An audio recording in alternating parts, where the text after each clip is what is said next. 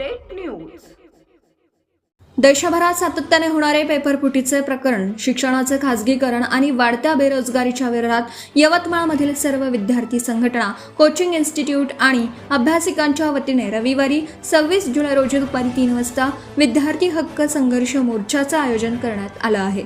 हा मोर्चा संविधान चौक ते जिल्हाधिकारी कार्यालयासह शांततापूर्ण मार्गाने काढण्यात येणार आहे। पेपरफुटीमुळे मानसिक तणावातून जीव गमावलेल्या विद्यार्थ्यांना श्रद्धांजली अर्पण करणं आणि सरकारच्या शिक्षण व रोजगार विरोधी धोरणांचा निषेध नोंदवणं हा या मोर्चाचा मुख्य उद्देश आहे।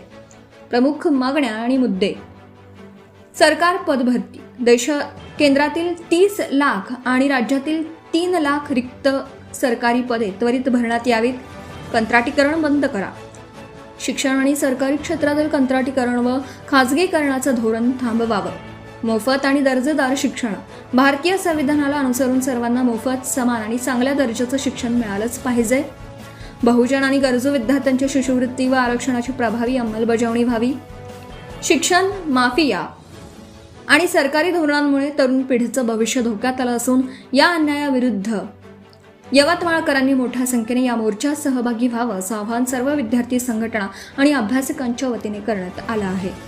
मुख्य संपादक सय्यद मतीन। माझं नाव प्रियंका आहे।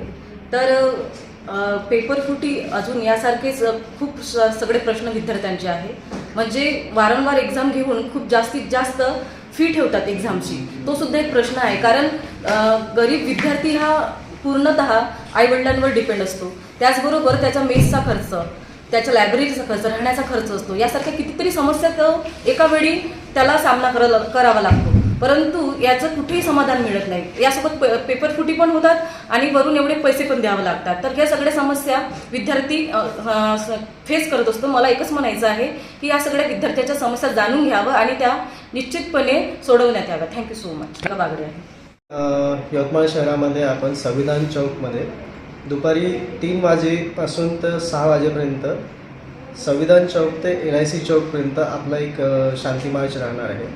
आज आपण बघतो आहे की 25 जुलै 2026 रोजी धर्मेंद्र प्रधान यांनी राजीनामा दिला आहे।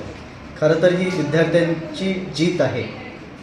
एवढ्या दिवसापासून जे विद्यार्थ्यांचं आंदोलन चालत होतं आणि जे तीव्र रूपाने आंदोलन चालत होतं त्याला विद्यार्थ्यांना यश मिळालं आहे। आज ही विद्यार्थ्यांची जीत आहे, पण इथेच आमची लढाई संपत नाही। आज देशामध्ये विद्यार्थ्यांचे भरपूर समस्या आहेत। रोजगाराचा विषय आहे, NTA नॅशनल टेस्टिंग एजन्सी यांच्या काळात खूप सारे पेपर फूट झाले आहेत, त्याची जबाबदारी नाही आहे। धर्मेंद्र प्रधानने राजीनामा दिल्याने काही नाही होत, 1 करोड रुपये वाटल्याने काही नाही होत। आज खरं म्हटलं तर जे 22 विद्यार्थी आत्महत्या करून मेले, 21-22 विद्यार्थी जे आत्महत्या करून मेले, ते आत्महत्या नाही तर आम्ही त्यांना म्हणू की ते शहीद झाले आहेत, कारण त्यांनी देशाला जागृत केलं आहे। 26 जुलै 2026 रोजी जो आमचा मोर्चा राहणार आहे त्याच्यामध्ये आता धर्मेंद्र प्रधान नंतर अमित शहाचा राजीनामा आम्ही मागणार आहे। कारण दिल्लीमध्ये जे लाठीचार्ज झाला, जो विद्यार्थ्यांवर अत्याचार झाला, मुलींवर विनयभंग झाला आहे, ते खूप चुकीचं होतं आणि ते कायद्याच्या चौकटीत राहून नव्हतं।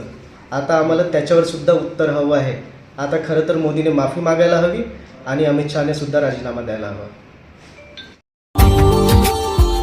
Subscribe now and press the bell icon. Never miss an update.